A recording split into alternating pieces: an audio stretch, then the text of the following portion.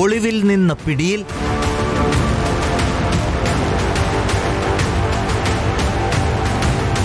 യുവതിയോട് അപമര്യാദയായി പെരുമാറിയത് ഭർത്താവ് ചോദ്യം ചെയ്തു.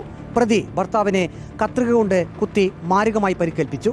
പത്തനംതിട്ട പെരുമ്പെട്ടി ഇരുമ്പുകുഴിയിലാണ് സംഭവം.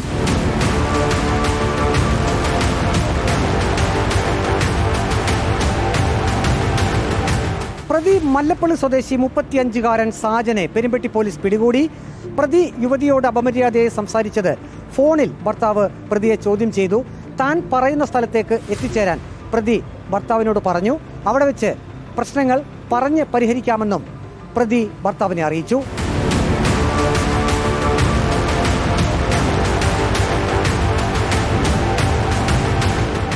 പ്രതി പറഞ്ഞ സ്ഥലത്ത് ഭർത്താവ് എത്തി. കയ്യിൽ കരുതിയിരുന്ന കത്രിക ഉപയോഗിച്ച് പ്രതി ഭർത്താവിനെ കുത്തി. നെഞ്ചിലും ഇടത് തോളിലും ഭർത്താവിന് മാരകമായി പരിക്കേറ്റു.